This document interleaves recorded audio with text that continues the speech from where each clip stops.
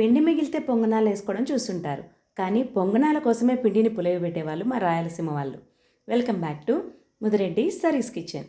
ఈ పొంగనాల కోసం కొంచెం కడాయిలో నూనె వేసుకుని అందులో పచ్చెనపప్పు, ఆవాలు, జీలకర్ర ఈ మూడిటిని కొంచెం బాగా ఫ్రై అవ్వనివ్వాలి.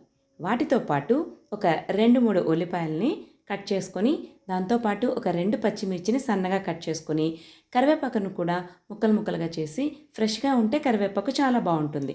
దాన్ని వేసి ఈ ఆయిల్లో ఫ్రై చేసుకోవాలి. మరీ వేగక్కర్లేదు, కొంచెం లైట్గా వేగితే సరిపోతుంది. కొంచెం పైకి కిందకి ఇలా తిప్పుకుంటూ ఒక 2 మినిట్స్ వరకు వేయించుకుంటే సరిపోతుంది. దీన్ని మనం పుల్లగా ఉన్నటువంటి పిండిలో కొంచెం సోడా ఉప్పు, నెక్స్ట్ పసుపు ఒక స్పూన్ వేసి, దాంట్లో ఇంకా నెక్స్ట్ మనం ఫ్రై చేసుకున్నాం కదా ఈ ఉల్లిపాయ మిశ్రమాన్ని కూడా వేసేసేయండి. వేడిగా ఉన్నా పర్వాలేదు. సో మొత్తాన్ని ఇలా వేసేసి మనం పిండిని బాగా గిలకొట్టుకోవాలి. నెక్స్ట్ ఈ గుంత పొంగనాల మనకు కడాయి అమ్ముతారు.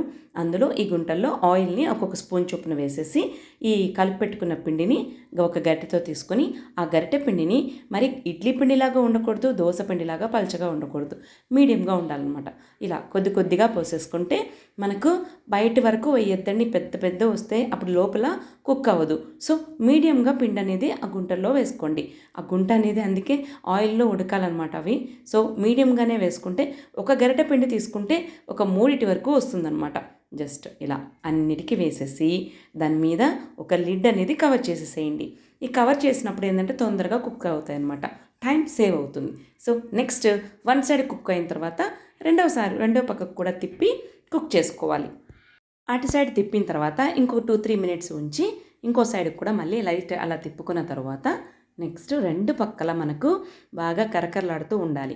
ఆయిల్ అయితే కొంచెం పడుతుంది, అందుకే దీన్ని గుంత పొంగనాలు అనేది ఆయిల్లో వేస్ట్ చేస్తాం కాబట్టి. సో ఇలా చూడండి, ఈ కలర్, ఈ బ్రౌనిష్ కలర్ అనేది రావాలి మనకు. అప్పుడే మనకు తినేటప్పుడు పైన క్రిస్పీగా లోపల స్పాంజీగా అనేది వస్తాయి.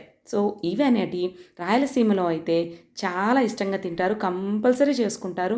వీధిలో ఇడ్లీ దోశల్లాగా ఈ పొంగనాల షాపులే ఉంటాయన్నమాట. సో మీలో ఎంతమందికి ఇష్టం ఈ పొంగనాలు? ఇప్పుడైతే మనకు పొంగనాలు రెడీ అయిపోయి, ఈ పొంగనాలతో పాటు కారం, ఎర్రకారం అది కూడా నేను వీడియో చేసి పెడతాను. ఈ వీడియో మీకు నచ్చుంటే మీ ఫ్రెండ్స్ అండ్ ఫ్యామిలీ మెంబర్స్కి షేర్ చేసి, లైక్ చేసి, కామెంట్ చేయండి. మళ్ళీ ఇంకో వీడియోతో మళ్ళీ కలుసుకుందాం. Bye bye.